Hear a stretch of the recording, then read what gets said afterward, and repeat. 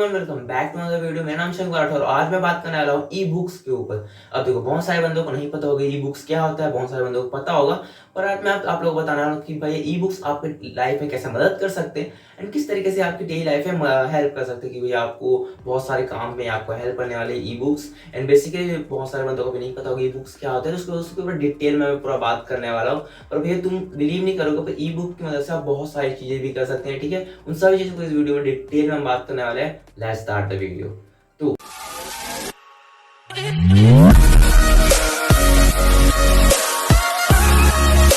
ई book actually में होता क्या है, एंड बहुत सारों को एक कंफ्यूजन रहता है कि ई बुक और पीडीएफ में क्या अंतर होता है, तो उसको भी क्लियरिफाई करना चाहूंगा। ठीक है, तो ई बुक क्या होता है बेसिकली बता दूं। ई बुक होता है भैया इलेक्ट्रॉनिक बुक्स और इंटरनेट पे जिस तरीके से भैया हमारे डेली लाइफ में भैया हम बुक्स पढ़ते हैं। जैसे कि भैया मैं अपनी बात करूँ तो मैं ट्वेल्थ में मैं एनसीईआरटी की बुक्स पढ़ता हूँ। तो उस तरीके के बुक्स को हम फिजिकल बुक्स बोलते हैं, हम नॉर्मली बुक्स कहते हैं। पर भाई जो डिजिटली मीन्स भैया जो भैया कंप्यूटर से आप बुक्स पढ़ सकते हैं, बिल्कुल बुक्स की तरह होता है वो भी।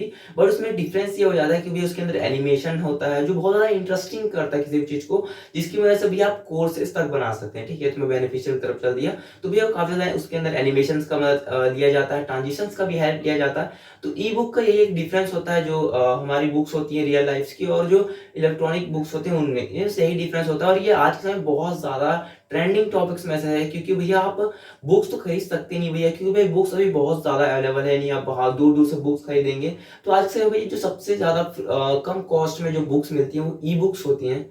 मीन्स भैया ई बुक्स को आप सस्ते प्राइस में भी ले सकते हैं, और जो कंटेंट आपको रियल लाइफ में फिजिकली बुक्स जो मिलती थी वो बहुत ज्यादा हाई मतलब प्राइस में मिलती थी, तो वो आपको सस्ते दाम में बहुत कम कॉस्ट में भैया आपको ई बुक्स के थ्रू मिल जा रही है। तो भैया ये काफी अच्छा होता है ई बुक से भैया। एंड बेनिफिशियल इसकी बात करो तो भैया आप ई बुक से कोर्सेज बना सकते हैं।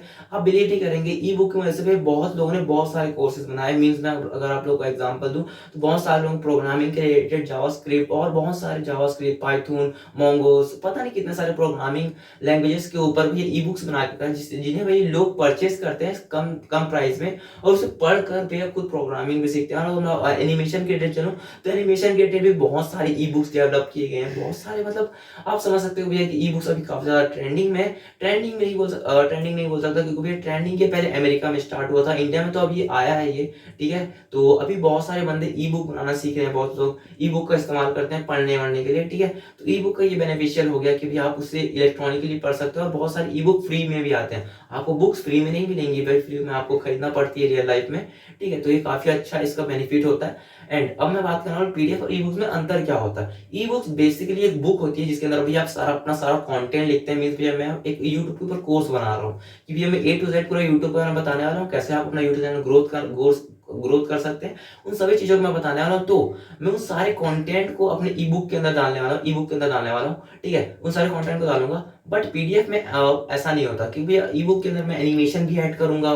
ठीक है, ई बुक में एनिमेशन भी ऐड करूंगा, अपने टेक्स्ट भी ऐड करूंगा, बहुत सारे एलिमेंट्स को ऐड करूंगा।